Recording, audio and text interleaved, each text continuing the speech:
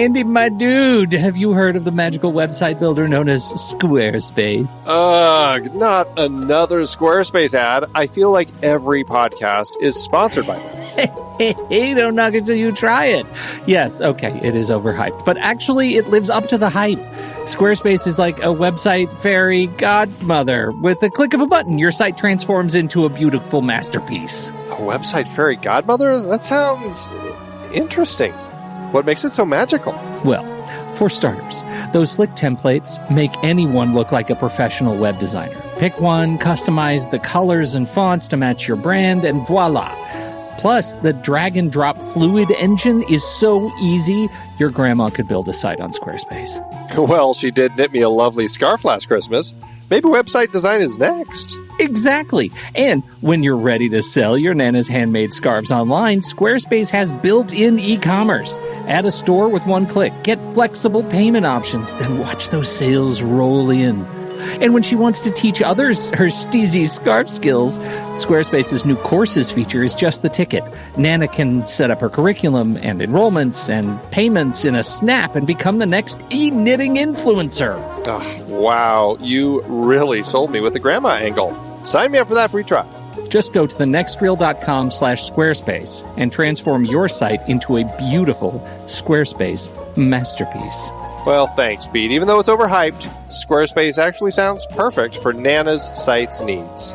Appreciate the warning on the ads, though. I'll brace myself next time I listen to a podcast. Anytime. Let me know if you need any help getting that site up and running.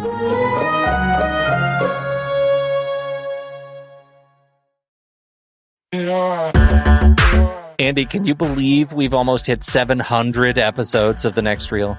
I know, it's crazy. And with all the other episodes in our family of podcasts, we are well over 1,200 episodes of movie conversation. It's really pretty amazing that we've gotten to have these in-depth movie chats every week for over a decade now. And we couldn't have done it without our loyal community of film fans. Their support over the years has meant so much. For sure.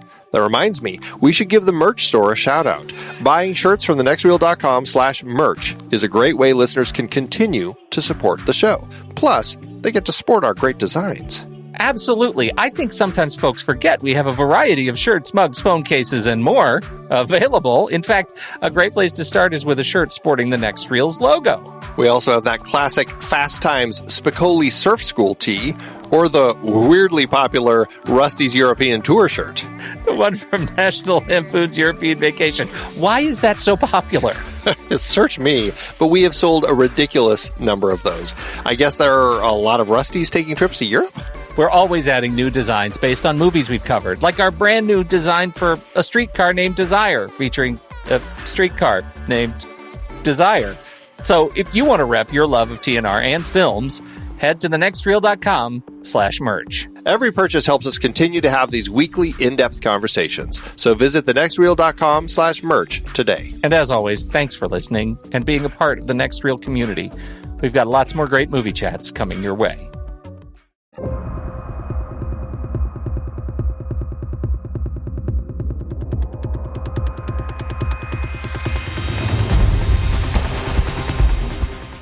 I'm Pete Wright. And I'm Andy Nelson.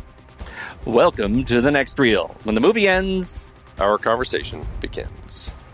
Peninsula is over. Is that the boat? 미쳤어? 거길 또 들어간다고?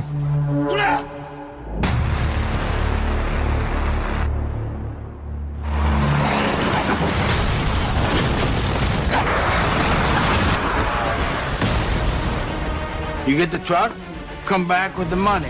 That's $2.5 million per head. If you come back alive.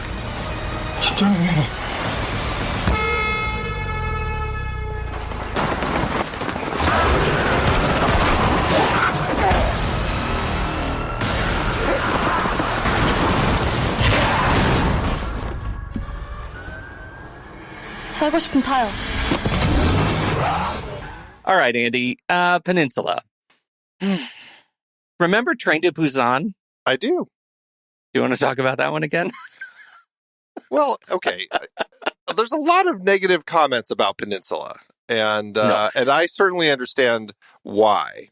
Yes. But I think it's an interesting zombie film in the sense that they have a fantastic concept here.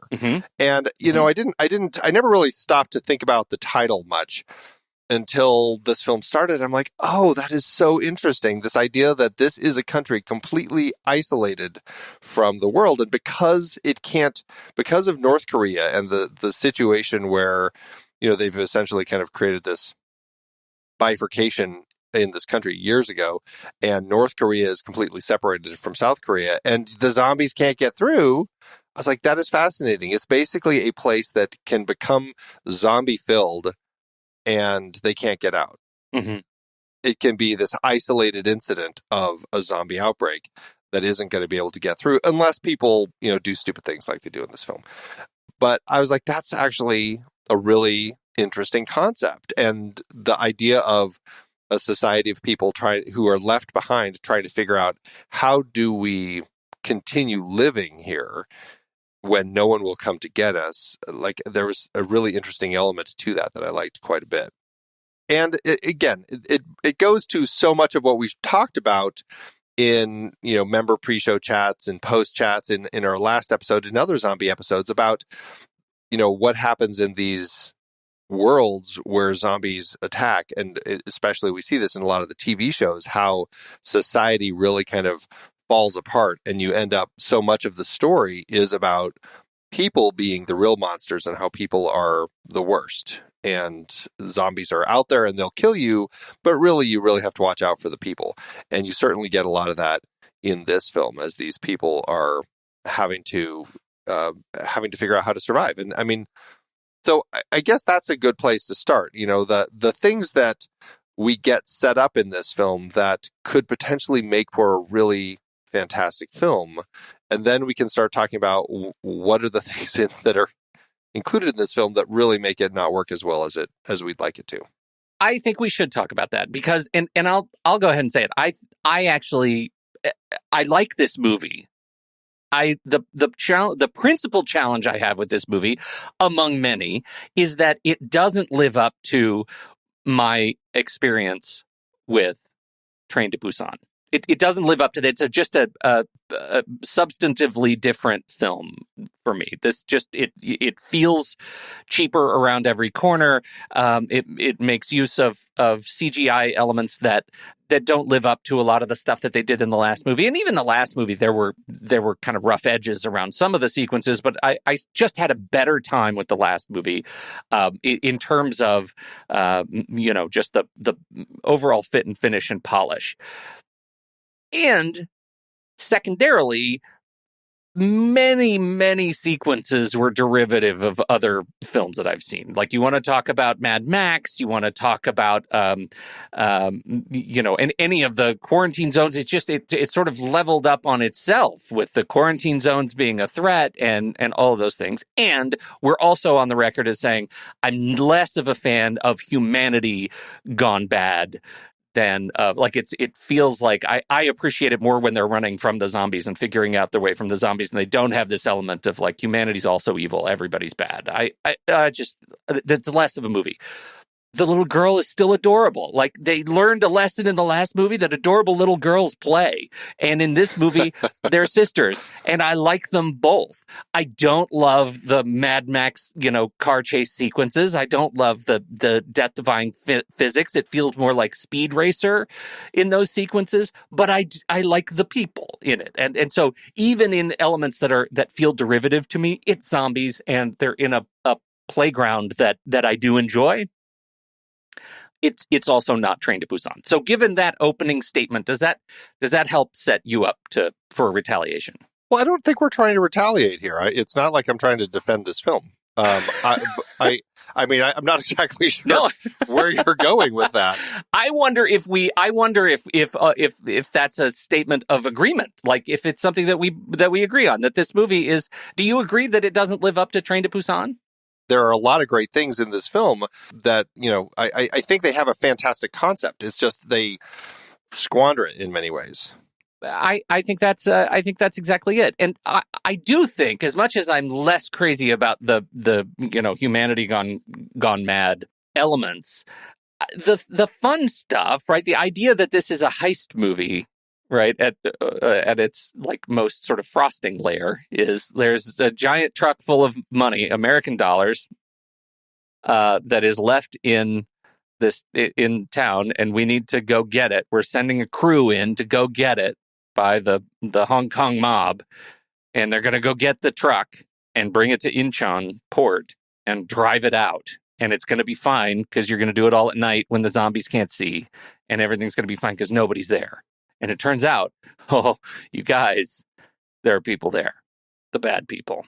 Yeah, so let's start there with kind of the setup for the film. And I think first of all, we've got this is basically, I mean, this really is. We talked about in our last episode about the animated film that was made after Train to Busan called Seoul Station that takes place technically before Train to Busan, but like right before, like it's like the night before Train to Busan as the zombie outbreak is happening. It doesn't explain how the zombie outbreak started. It really is just another story. As we said, it's kind of concurrent with that film. It's just right before. So it's hard to call it a prequel. It's just really a story that also happens in that same kind of window of time. Right. This film really is a sequel, although it's definitely of the world. It's not necessarily any of the same characters. We're just following completely different characters who do get out of Korea at the outbreak, at the time the outbreak happens, and they end up living in Hong Kong. And the story takes place 4 years afterward. And we're following Jung Seok. He's in the military. He's trying to save his sister, her husband, and their child. They get on a boat, and of course, an infected gets on the boat, and only he and his brother-in-law of that family make it out. His sister and his niece or nephew end up turning into zombies, along with many other people on the boat. And so we follow them as they're recruited by this American to send people back in. This is this weird Hong Kong boss that we have to go and essentially do kind of what we get in Army of the Dead. And that was an interesting element that I thought was like, oh, okay, so this is kind of that same story. Let's go in and make a bunch of money, get rich, and you can do it because you are familiar with the territory. But this was all before Army of the Dead. So, I mean, just the conceit of it. I mean, you're talking about this heist film. I mean, that was an interesting element. And, I liked what they were setting up for us with it.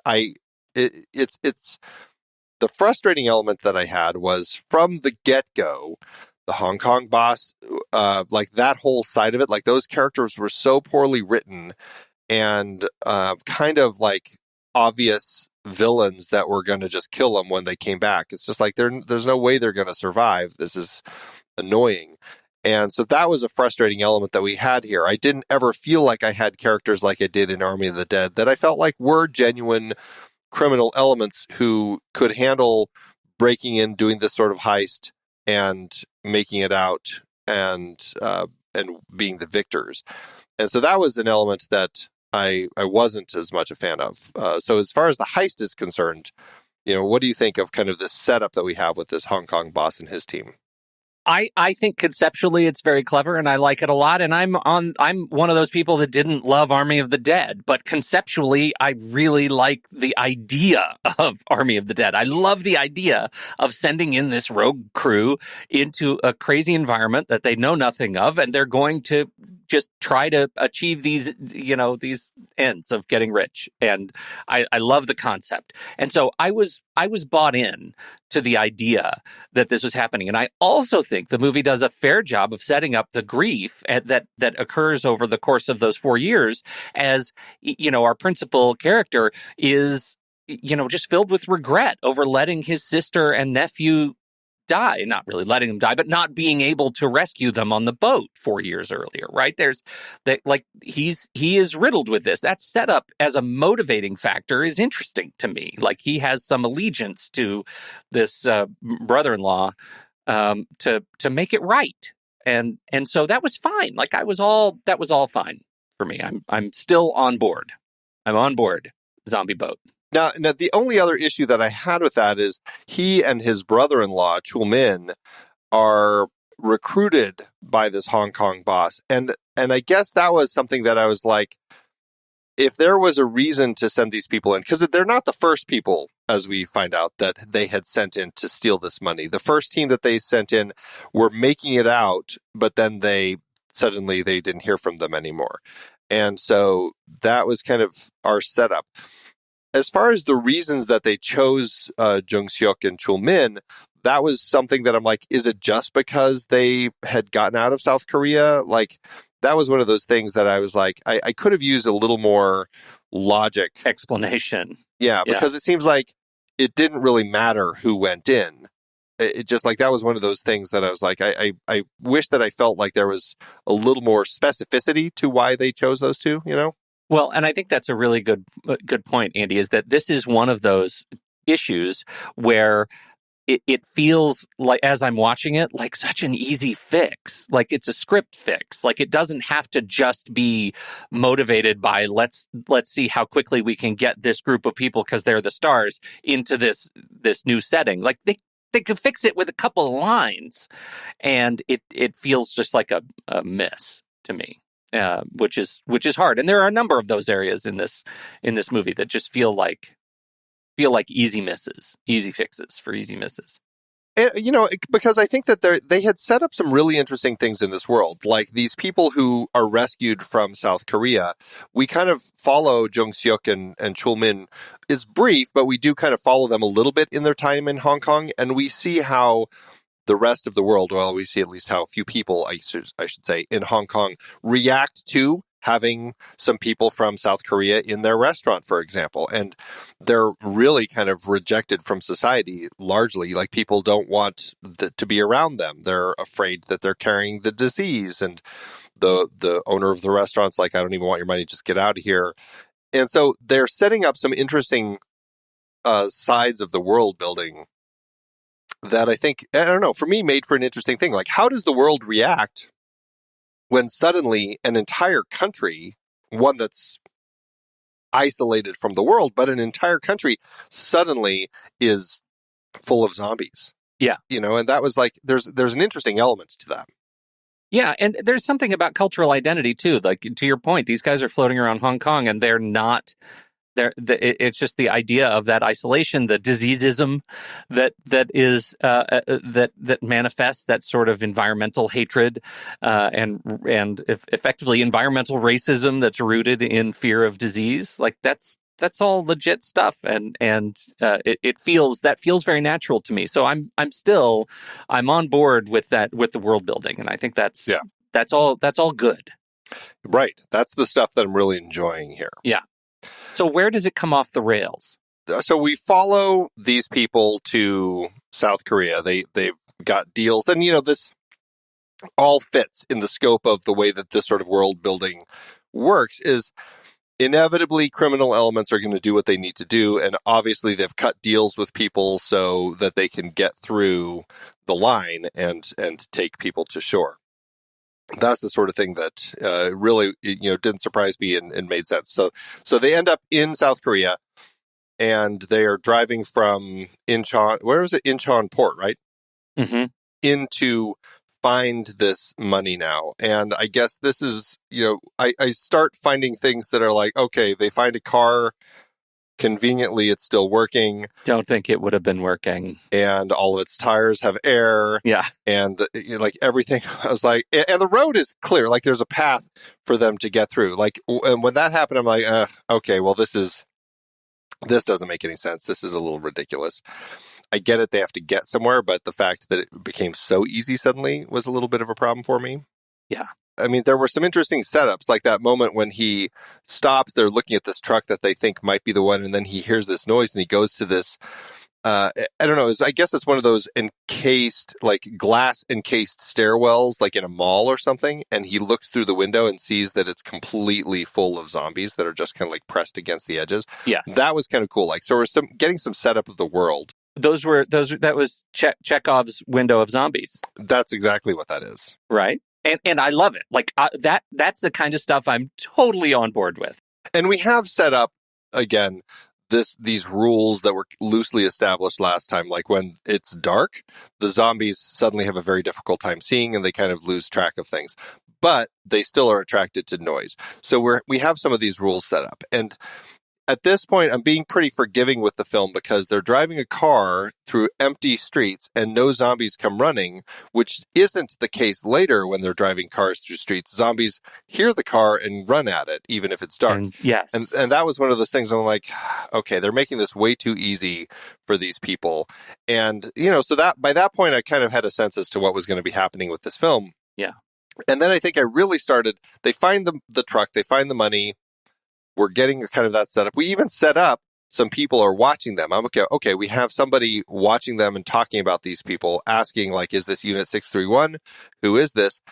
And they have to get out of this place because zombies are coming. And I'm starting to get frustrated because like they seem to make a lot of decisions. Like there's a noise, like I can't remember exactly what happens, but a noise is made. And so zombies start running. And so I was asking myself questions like, okay, if they like, I don't know how effective the zombies work. First thing, when they chose to come into this country, why do they choose all these weapons that make so much noise? Why not choose things that have silencers? That was one question I had. If they know zombies are attracted to noise. But two, it's like it's dark out, so zombies are attracted to noise. So if they just hid in the truck, and the zombies just kind of came running past. With the zombies, the zombies heard a noise and they're running toward it, but they don't know where the noise came from. And if these people just kind of duck down in their cars, would the zombies just kind of run by and then just kind of like forget what they're doing and just kind of wander away again? 100%. I just have to say, Andy, because the past movie built the rules on which this movie so perilously tries to stand. In the last movie, they used some like water and newspaper to cover a window that shut the zombies up as soon as they couldn't see the target at all, whether or not it was daylight or night.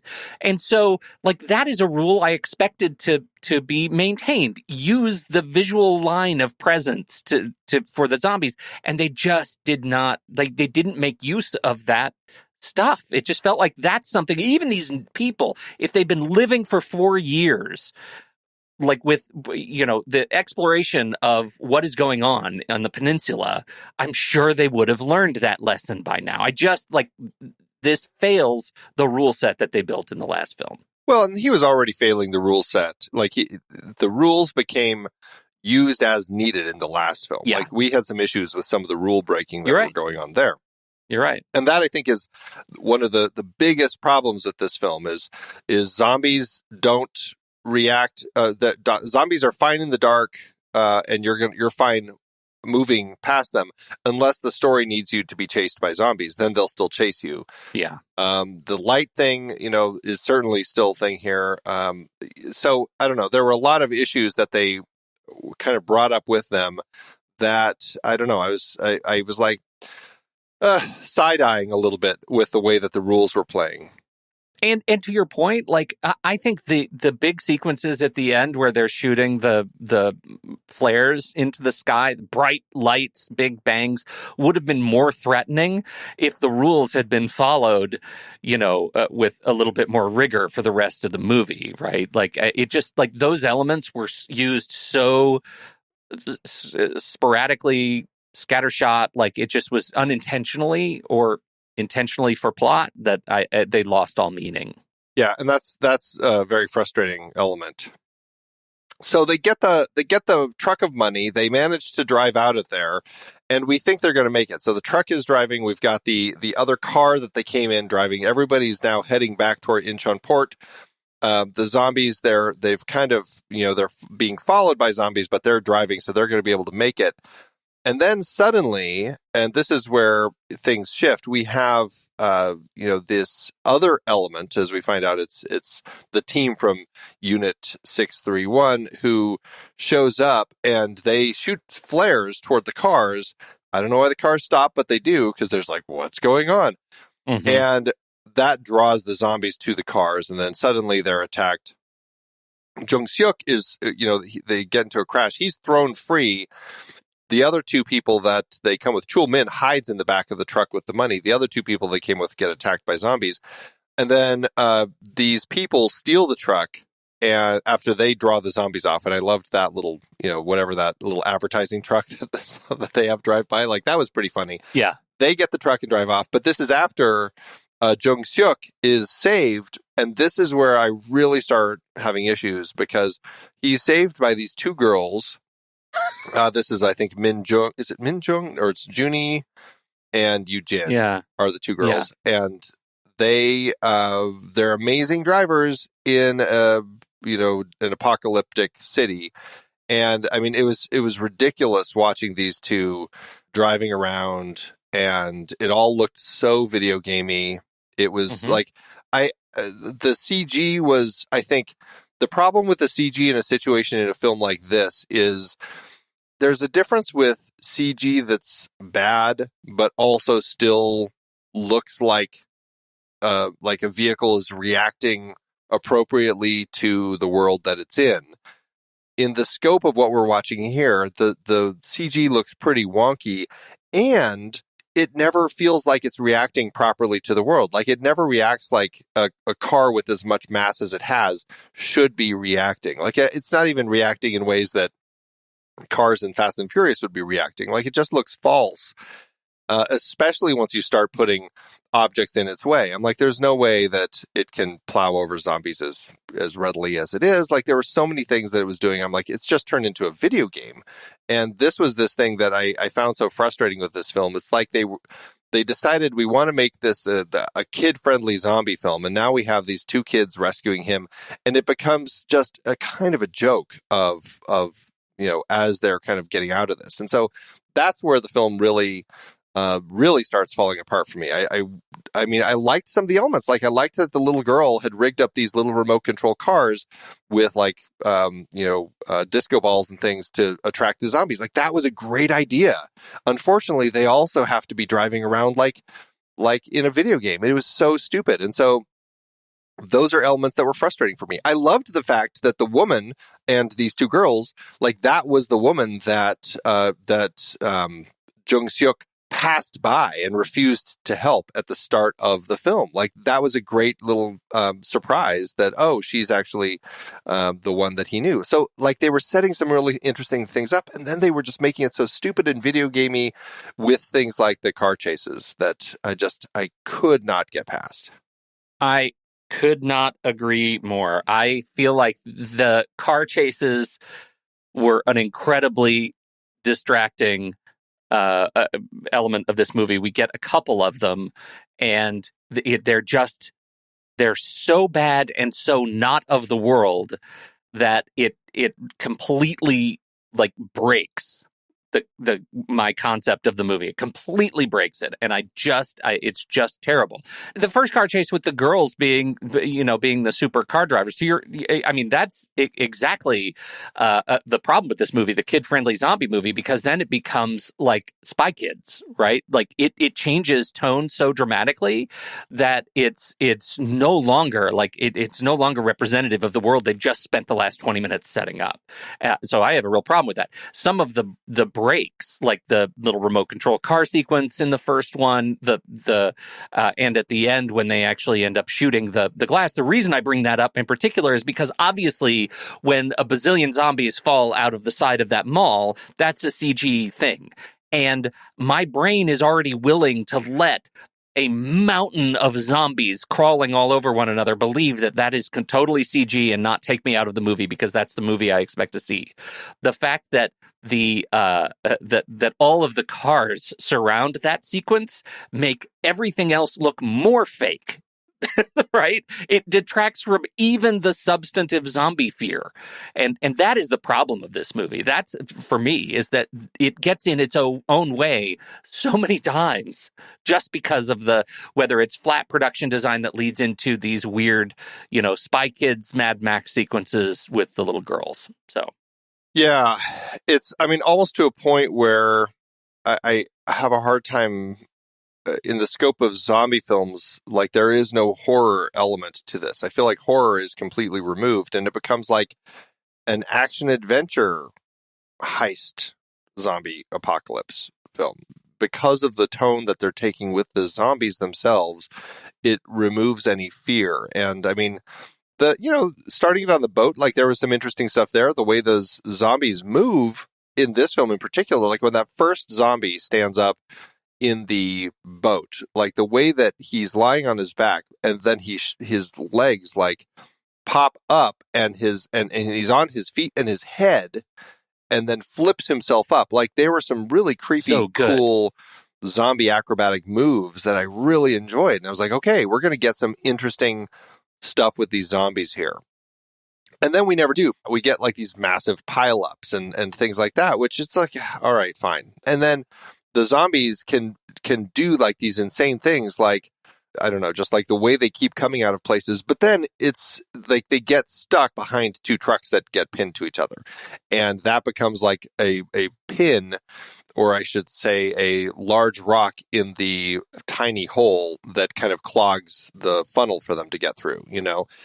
I don't know. I just feel like there's such a massive thing of zombies. There are times where it again, seems like it's done in the way for the story to, as the story needs. Like if the zombies need to get through, they get through. If they don't need to get through, then it's easy for them to be held back by two vehicles that are pinned to each other. Well, the most egregious example of that, again, and I want to settle in on Unit 631 for a minute, but the most egregious example of the thing you're talking about is at the very end in the final run through the parking lot where our hero is running from zombies right behind him, and he opens two car doors that are essentially right next to each other and is able to get away because the zombies, like the cars are parked and the doors are just open kind of loose against each other, and that stops the zombies enough, and there are hundreds and hundreds of zombies, but it stops them enough that he's able to get away. It's absurd. It's visually absurd that they rely on those kinds of things to move the story forward. It is absurd, and once it's absurd, there's no threat. Right. Yeah, exactly. That's the issue. So Unit 631. I mean, this is the part where the humans are terrible, and they make use of zombies in their own unique way. So I'm curious your take on this, because it's very, very practical, right? All of a sudden, we're not with CG zombies.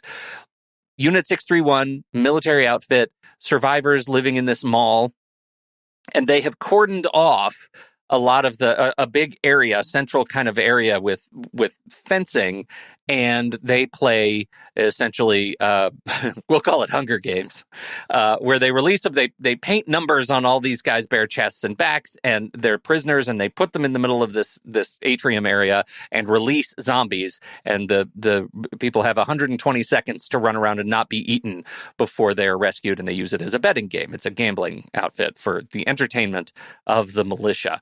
What did you think of this overall sequence? In the scope of Unit 631, it makes sense. I mean, this is exactly the sort of thing that we've seen in The Walking Dead and the places that depraved people end up going once an apocalypse happens. They find ways to entertain themselves. So it made perfect sense that they're going to find these, quote, wild dogs, kind of other survivors, and use them as these... I mean, it's essentially like the Romans throwing somebody, to the lions and seeing what they do, or putting a couple warriors out there. Let's watch and see what happens.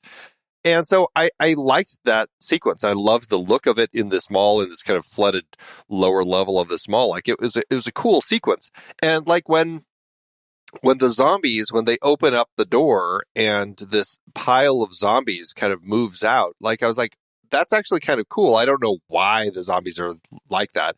It was this weird pile of zombies that kind of moves out because it's, hive mind. We hear people where we want to get to them, but I'm stuck in this pile. I can't do anything except move my feet. So I'll kind of shuffle and move in that direction. And so, and then slowly they start peeling off. Like there were some cool elements to that, and it looked super creepy, although I can never quite figure out why the zombies chose to like lay in a big mound like that. I don't know why they couldn't just get up. Like, it just, I was like, were they it's like creepy tied looking. Down? Yeah, it looked creepy, but I didn't really get it. Yeah. And so, I mean, I get it. I like that they were doing this. It's not my favorite thing in Unit 631. It's one of these things that I feel like I've seen before, I've seen after. It's nothing new. It's nothing super exciting. Even like the crazy Sergeant Huang, who is the one who goes out in the trucks and brings back food. Like he's their team that goes out to try finding food for everybody. I liked some elements of him, but also I felt like he was a little much, and he wasn't my favorite of the things. I actually really ended up liking the captain of this group because of all of them, he's the one who I just found was like mentally broken from all of this, like debating, am I going to kill myself? Am I going to, like, what's going on? And just like, I don't know, I found him to be kind of an interesting character that was largely used well. And so it's an interesting group, and it has some interesting elements. It's never as effective as I want it to be for the film, but it has some interesting elements to provide kind of some antagonistic characters. That's the challenge. I felt like Crazy Sergeant guy he was such an empty vessel of just crazy and no motivation that I just didn't like. I didn't really truck with him, and I just wasn't. He was just so empty that I wasn't scared of him when they have their little confrontation in the office where he walks away having convinced himself that the captain and the private were actually in a gay sort of love affair, and he says, I'll tell everybody not to bother you. I felt like that's like such a weird, like non sequitur of a save for the scene. Like, it's just easy. It was too easy. Is he? Because he walked out of that room, and I was like, well, of course he's saying this because he is just saying that to get out, but is convinced they're up to something else. Yeah, and was gonna. But then he never did. And I'm like, right. Okay, wait a minute. So now I'm like, so is this working, against my expectations? Or is it good that I was thinking that, or is it bad? Because it just kind of goes nowhere, and I wasn't really sure what to think of that. But it was such a strange way to play that whole thing that, I don't know. I just didn't like it. There were two things that I wanted out of the zombie game, right? And this is the problem with me being ahead of the movie, because it's so derivative in other areas that I'm already like, I'm working, my brain is working so hard to say, okay, that's Mad Max, that's this, that's Walking Dead, whatever. This one, I felt like you already brought up sort of gladiatorial combat. Like, I feel like that would have been a much more interesting sequence if they had both prisoners and people who wanted to be there, like agents and gladiators who want to fight the zombies. That would have been an interesting thing, like to mix the prisoner population with people who are out there trying to make money based on their ability to put their own life at risk. I thought that would be cool. The other piece that I wanted more than anything else was for them to create, like, I felt like they're going, this is going to be the Running Man. Like, I want there to be a chase. They've set up an entire set of shipping containers and obstacles. This could have been an incredibly cool parkour chase of people running from a zombie horde in like a Running of the Bulls in Pamplona. Like, I thought they just was such opportunity, and instead it's just a box. It's just a box. Like, that's this whole Unit 631 boils down to that for me. It's just a box. And so again, because the threat had been so minimized by lunacy, I wasn't scared. And as a result, I wasn't that interested. I couldn't wait for it to be over. Question for you, though. At the end, Mom, she's in the truck. Does she know the captain? Yes. There is a weird sequence of recognition, and I couldn't remember how they knew each other. Well, she had escaped. They talk about how she and her kids and her dad had escaped from this place, and they had been surviving on their own. So she knew him. That's from how the they time. Knew. Okay, yeah. That's how they knew their way around too. She knew how to get in with that fancy the car on rails as an escape hatch. Yeah, that is a bit of engineering right there. That's a lot of work. Lunacy. A lot of work to make that.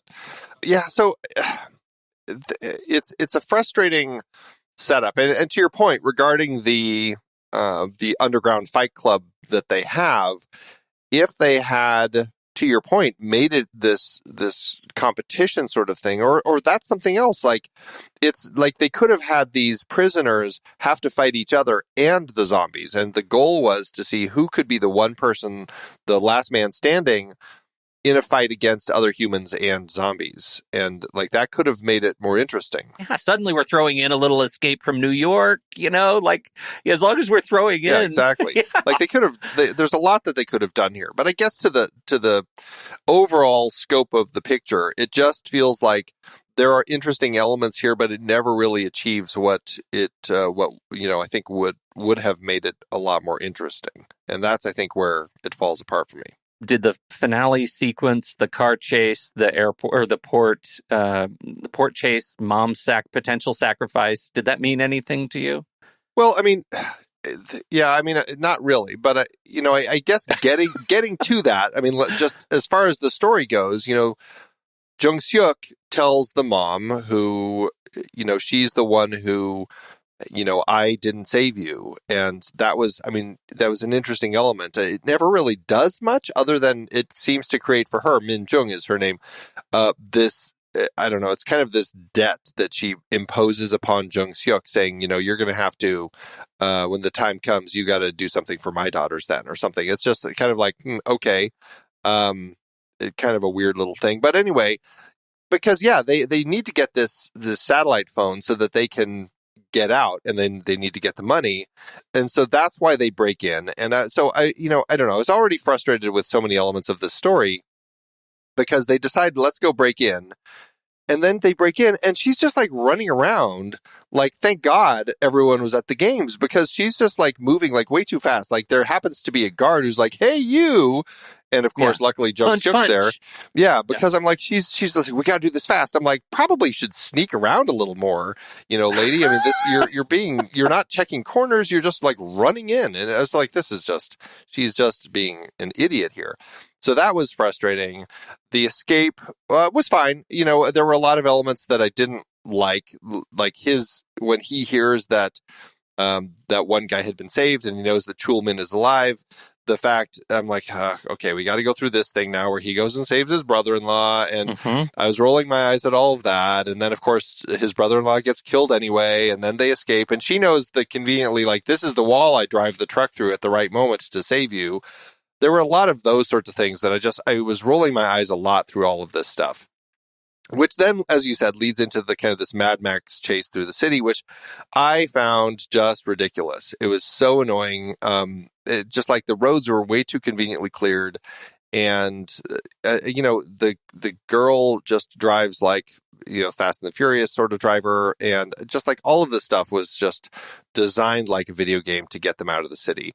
And so it was incredibly frustrating.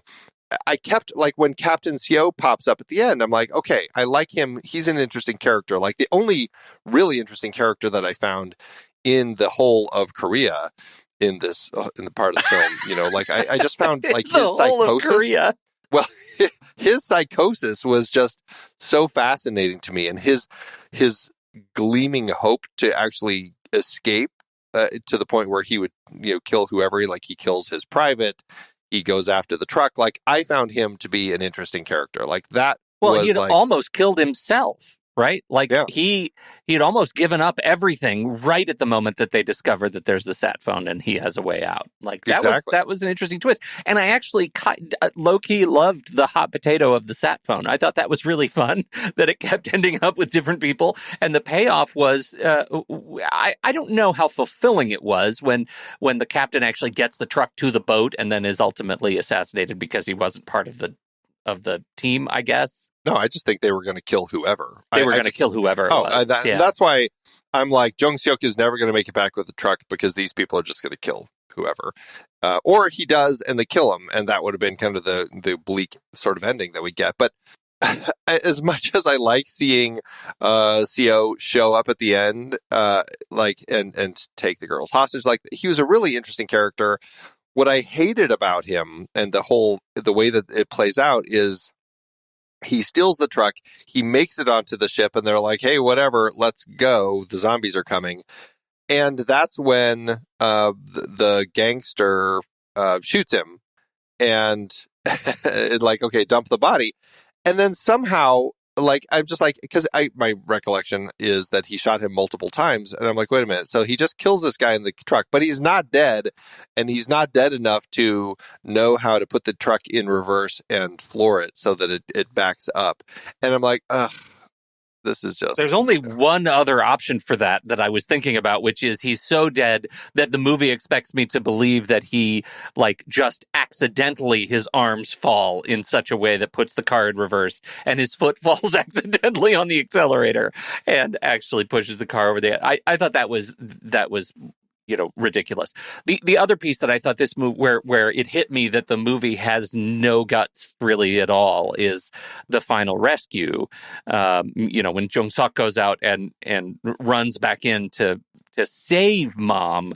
If the movie had any guts at all, he would have had to stand there in front of his daughters and shoot her in the truck so that to prevent her the suffering of being eaten by zombies. That I thought would have been gutsy, like, for a movie that is ultimately kind of missing any of that. So yeah, and I guess the issue is that they were trying to set up this character arc for him as this character, because he has this moment earlier in the film with his brother-in-law who says, you just stood there and you didn't do anything. You could have done something, but you didn't. I don't know what he could have really done. I mean, I guess, yes, he could have grabbed his sister and pulled her with a little more force to get away from the child that was turning and save her. So that was sure. I can see the brother-in-law's point there, but using that as kind of like his character growth moment, when we've seen him do plenty of things over the course of the film, to suddenly to have this be the flashback callback to hear his brother-in-law from all those days ago saying, you could have saved her, but you did nothing, and then realize, I'm going to save her. It was like, of course he is. And so I guess, in the scope of that, it's like, okay, so now he's going to run into this zombie horde and try to figure out how to save her, which keeps her from killing herself. And then they both make it out. If anything, at least have her make it out with her kids. And he ends up being the one who has to self-sacrifice. Yeah. Yep. Yeah. I feel like either way, he loses, right? Like my ending is the ultimate like redemption story, because it comes through great sacrifice, that he is paired with these girls who are looking at him as a savior, and they have to watch him kill their mother to save her. That was the favor that she was asking him about earlier, was, you have to end this, but save my daughters. Like that. I felt like that would have been great, because then they never would have loved him, and he but he would have done the right thing by mom. Or, to your point, self-sacrifice. Let him get caught by the zombies after saving mom, so that the family can ultimately be reunited. Either way, the movie took the weakest, low-hanging fruit, happy ending way out, and it was incredibly frustrating. All the other stuff, I can forgive so many things about the CG. I can forgive, and maybe not the Mad Maxy car chases, but I can forgive a lot of the other things. The fact that this movie ended on such a note of complete impotence is for me, one of its greatest sins. Absolutely. And I think it all kind of ties into the grandfather and his story, because they kind of play him like, is he sane in kind of the things that he's saying? You start getting a sense that, he didn't even turn the radio on. Okay, so he's just talking to this radio calling for Major Jane, somebody that he knows who's going to save them. It's all a joke. Like he's either joking and he's doing it in a way to kind of like entertain his granddaughters, or to make it so that they're not scared, or he's crazy. Like there are a few options that they kind of allude to with him, and he starts kind of going down the crazy road as other people like Min Jung is like, oh no, Dad, remember Major Jane wants us to go to Incheon Port. Wouldn't that make sense? Oh yeah, you're right. I'll let her know. Like there's those sorts of things that it's like, okay, Dad's just kind of a loon. And then to have it be Major Jane at the end, the UN worker, I was like, oh wow, I cannot believe that this actually just happened. Like they made it a real thing that he had been talking to this person. Well, I was like, but then it's kind of set up like, was he talking to her? Is her name accidentally Jane? The whole thing was so eye-rolling and ridiculous that they went down that road. I ended up very frustrated with that. And so it was an element that, as you said, it took all the potential bite out of it, and it was the weakest way to kind of end this film. It was very frustrating. Yeah, very frustrating. there were moments that I think, in the scope of what they were doing and the way they were crafting this, there were moments that I think the zombies, they played the look of the zombies really well, particularly in moments where a light flashes across them, whether it's like the headlights that they do. And I mean, they had some moments where it's like slow-mo as the daughter is like, pulling the handbrake and spinning the vehicle to shine her headlights into this alley to get these zombies to come out and block this other car, things like that. It was a stupid moment in the movie. But the way that you have these zombies in the dark with great makeup effects and the light kind of flashes across them and the zombies kind of all turn and look, like there were some really great shots of zombies in those moments where they were really playing with them in the light. I loved those beats that we had. Unfortunately, they were few and far between, but there were probably at least two moments. I think it was that moment, and then later there was a whole bunch of zombies that were on, I don't know, like a bridge or something. This is when all the cars turn on their headlights, I think, and all of these zombies turn, and then they start falling off the bridge. But the way that the zombies looked in the light, I really enjoyed the creature effects in those sorts of moments. There were a couple times that this is a zombie sequel where they really increase what we saw from the last film as far as the number of zombies. Like last time, it was largely like in the train. I mean, we had those moments outside of the train, but largely in the train is a set number of zombies. Here, it's best when we have those set number of zombies and they're still and we get a look at them. It's when it's the CG, like hundreds of zombies piling off of the bridge or running through the streets. Like that was when I was, and then it's like they set up this thing like, the zombies, they're on a march. I'm like, what the hell? Zombie? It's a zombie so march? Dumb. Yeah. I feel like it's so weird. The Train to Busan succeeded, I feel like, in large part because of the constraint of being on the train. Like it's on the train, and if it's not on the train, it's around the train station, and the world itself compresses to keep people on the train until the big finale, right? Where ultimately they still end up on a train. But all of the running around is constrained around this one sort of mode of transportation, and that, because of its compression of the world, makes it feel threatening. It is threatening. This movie, normally I would come at this movie and think, gosh, it's so great. We can kind of expand the world and see what else is going on. And the world expansion doesn't play. Like it just does not. It doesn't play. This movie needed more constraints, I think, to make it feel like a threat again. And that makes me sad. It mostly just makes me sad. Yeah, I mean, it's frustrating when a film sets such an interesting world up, because I was really fascinated by this world of this country, isolated and run by zombies now, like completely overrun. And it's 4 years later. And so they're setting up this really interesting world. And then there are things, unfortunately, that start going through your head when you have a setup like this. It's like, wait a minute, 4 years, what are the zombies eating? And I feel like I've seen this in enough zombie stories now where it's like, over time, the zombies get weak when they don't have any food to eat. And they're kind of like just laying there and then moving very slowly or whatever.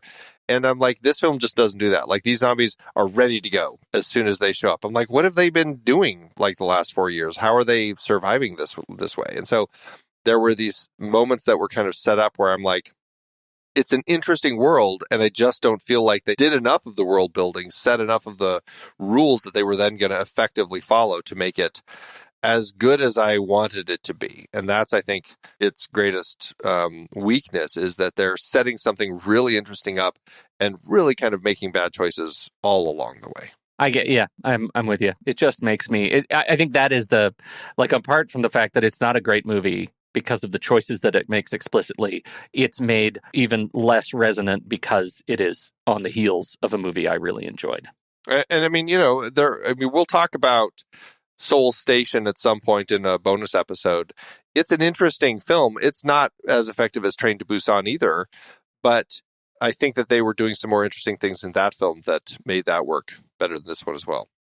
I think animation works well for that movie because any of the suspension of disbelief stuff that comes from bad effects is completely obliterated because you're in an animated experience already. They get away with more.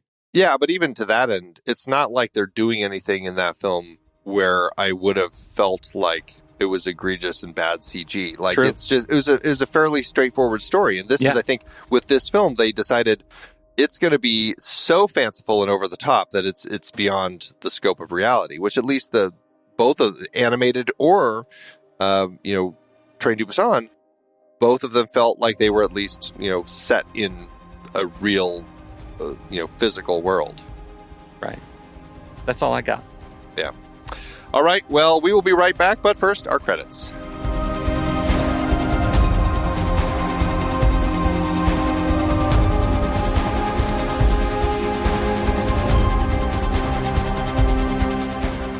The Next Reel is a production of True Story FM, engineering by Andy Nelson, music by Charlie Ryan, Oriel Novella, and Eli Catlin. Andy usually finds all the stats for the awards and numbers at d-numbers.com, boxofficemojo.com, imdb.com, and wikipedia.org. Find the show at truestory.fm, and if your podcast app allows ratings and reviews, please consider doing that for our show.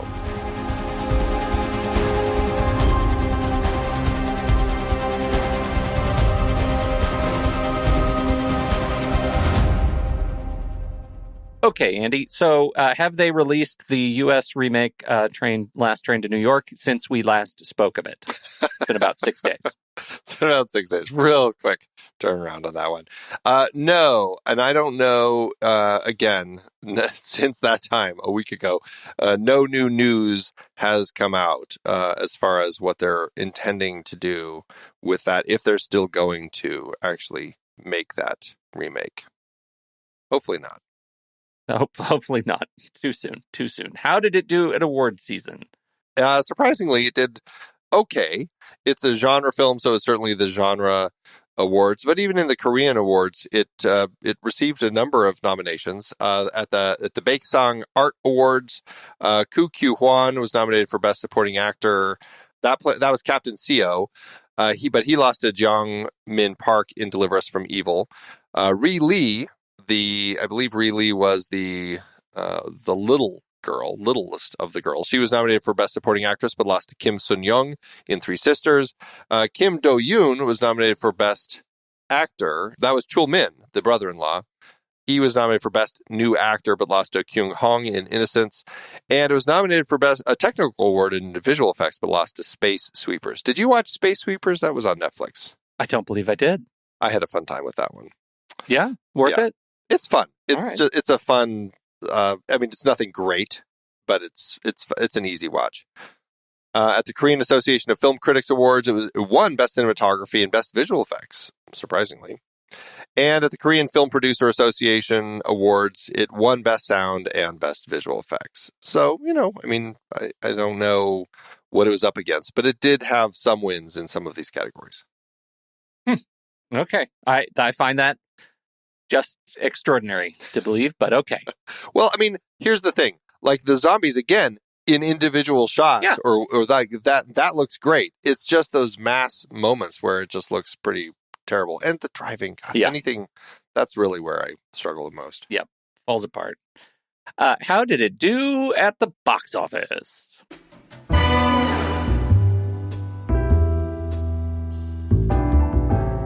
Yeon Sang-ho's live-action follow-up to his previous film had a much bigger budget than Train to Busan, $16 million or $18.4 million in today's dollars, almost double the budget. The movie was set to premiere at Cannes 2020 like its predecessor, but due to the pandemic, ended up having its release pushed and its box office affected. It opened July 15th, 2020 in, whatever releases it could find, going on to earn $1.2 million domestically and $41.4 million internationally for a total gross of $49.1 million in today's dollars. While not received nearly as well as the first film and not nearly as popular in the box office due to the pandemic, it still made a profit, going on to land an adjusted profit per finished minute of $264.7 thousand. Okay.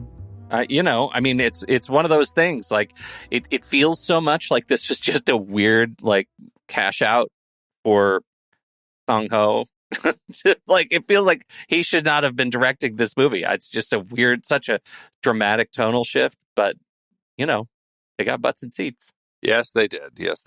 I will say Train to Busan had a lot of archetypal characters in that, but it worked in the scope of that film.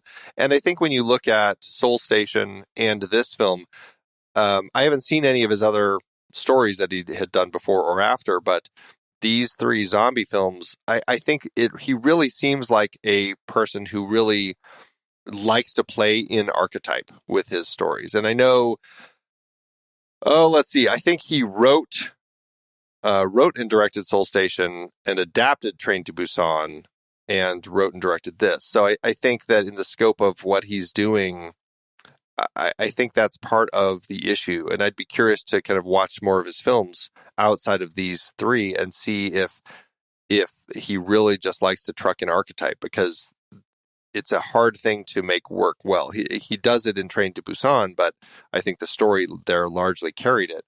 And with these films, I think these characters just they just don't hold up as well. Yeah, I mean, I think that's the central challenge that I have. This is an empty vessel of a film, and it's got some things going for it, and some cool ideas in the practical use of the zombies. And otherwise, I don't necessarily need to watch this one again. But what's really great is that means now that this movie is over, we're going into our final series of our production year. What do you think about that? That's right. That's crazy. Yes, that's right. It's a doozy. I know. We're going to be closing this season out looking at the Mission Impossible franchise. So with that, we'll be right back for our ratings for this film. But first, here's the trailer for next week's movie. Kicking off that series, Brian De Palma's 1996 film, Mission Impossible. Good morning, Mr. Phelps. This is your mission should you choose to accept it. Should you or any member of your IM force be caught or killed, the Secretary will disavow all knowledge of your actions. Ethan Hunt will be your point man, as usual. Good luck, Jim.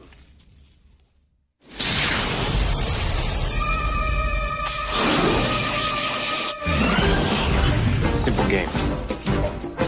Is he serious? Always. It's much worse than you think. We're being ambushed. Abort, that's an order.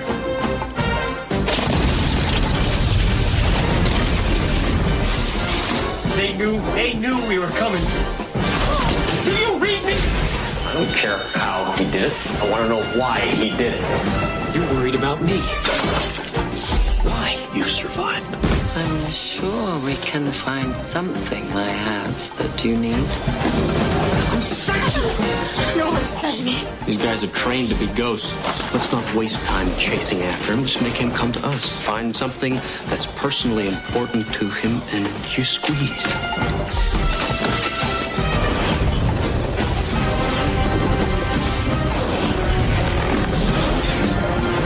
This whole operation was a decoy. I can understand you're very upset. You've never seen me very upset. This tape will self-destruct in 5 seconds. Letterboxd. Andy, have you ever heard of Letterboxd? No, tell me about it. Well, it's Letterboxd, but there's no trailing E before the D. That's what might have tripped you up. It's Letterboxd D is what I've heard some people in the business referring to it as. But it is our favorite social media network for movie lovers. You can write your reviews.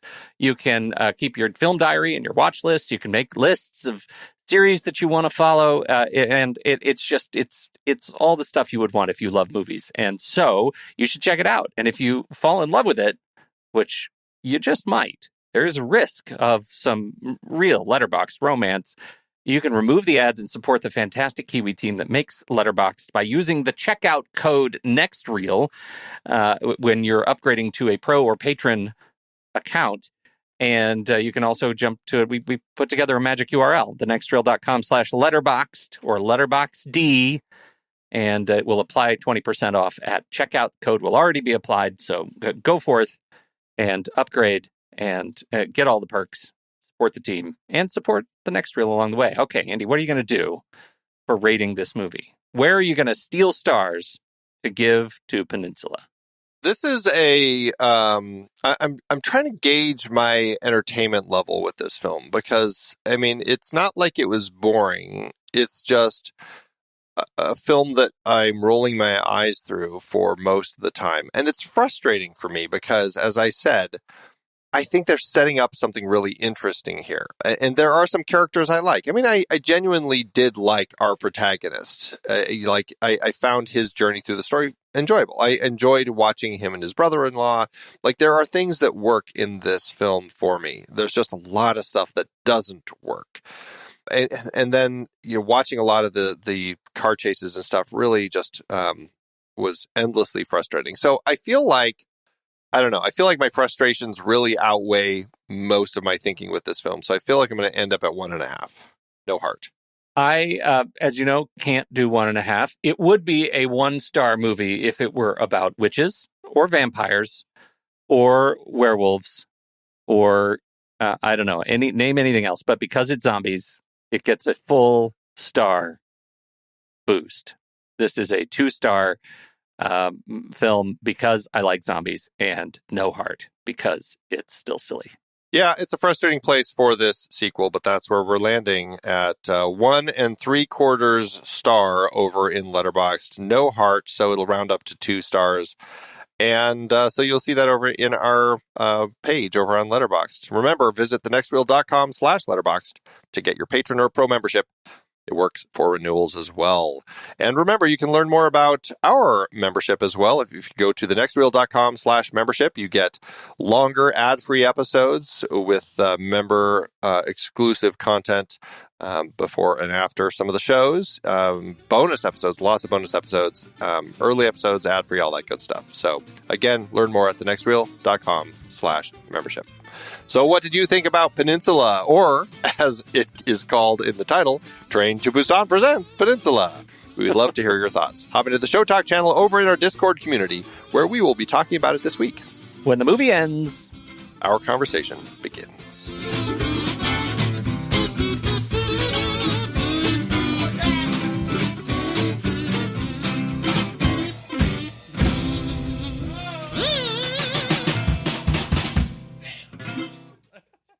Letterboxd giveth, Andrew.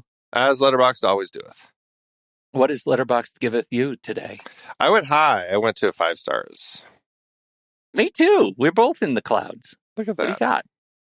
I went for Noemi's, or Noemi, 5-star review with a heart. And this is something that we didn't talk about, but I said the same thing. Did they really have to kill the guy with the walking stick? I was so disappointed that he gets left behind. First of all, he so genuinely, like when he sees that they're stealing the truck, he's like, will you take me with you? I really want to get out of here. I know. I'm like, why don't they just take him? Just put him in the car. That'd be totally fine. Even if he said, just hop in the back. Yes, you can come. Like, I really wanted him to come. And then to see that CEO is the one who actually kills him, I was like, like, really? But again, that speaks to why I think he's an interesting character, because I think he's just so broken. And so, but yes, same thoughts. Completely agree.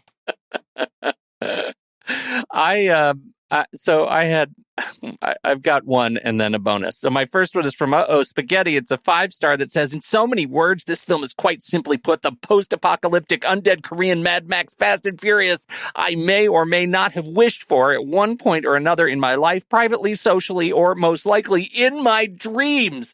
In this film, once again, 3 themes prove essential for mission success: women, impeccable driving skills, and possibly most important, family. An all-star zombie flick that would see Junie driving circles around Dom Toretto, likely to survive the zombie apocalypse but be very annoying about it. 4.98 out of 5 stars, possibly not suitable for children. 4.98. You think I'm obnoxious with no half stars. 9.8. And then only because I love it and Brian just shared it in the member live chat. Resident Evil Peninsula. It's a 1-star review. Resident Evil Peninsula gameplay, 1 star. Graphics, 2 stars. Replay value, 1 star. Oh, that's funny. I find that really funny. I find that very funny. So, there you go. Thanks, Letterboxd. It is hard to believe we've been having in-depth weekly conversations about movies since 2011. Oh, you're telling me. Producing this show week after week is so much fun, but it does require a ton of work behind the scenes. If you'd like to help support our efforts, one easy way is by using our Originals page when shopping for books and movies that we've covered. Your purchases made through our links give us a small commission at no extra cost to you and allow us to keep having these great discussions. The Originals page at thenextreel.com/originals links to the source material from all of our adapted film discussions. Purchasing through our links support the show at no extra cost to you. In Season 12, the focus was big franchises and series. We covered both Paddington films, adapted from the beloved children's book character created by Michael Bond. Oh, I love those films so much. Hugh Grant is perfect. For our Pitch Perfect series, the first film was adapted from Mickey Rapkin's nonfiction book about collegiate a cappella competitions. It's like a short story of my life, literally. I lived college a cappella. Sing it, brother. I lived college a cappella. I didn't mean literally. You know who you're talking to, right? The Twilight Saga dominated the season with 5 films adapted from Stephenie Meyer's vampire romance novels, Twilight, New Moon, Eclipse, and the 2 Breaking Dawn parts. Dominated with awkward romance and nonsense logic is more like it. That too. Another Thin Man brought us back to Dashiell Hammett's only Thin Man sequel based on other Hammett material, The Farewell Murder, that wasn't just based on the characters from the first film. We talked about Trainspotting and its sequel, T2 Trainspotting, adapted from Irvine Welsh's novels. I hate the sequel's name. I do too. And the entire Lord of the Rings trilogy adapted from J.R.R. Tolkien's epic fantasy series. Love these. Extended editions all the way, baby. Plus, all the Mission Impossible films based on the 1960s TV series. And we've still got at least one more to go. Members got to hear us chat about The Hustler and The Color of Money, adapted from Walter Tevis's books. Get all of these books and more at our Originals page, thenextreel.com/originals. Start your next read from the movies we've covered at thenextreel.com/originals.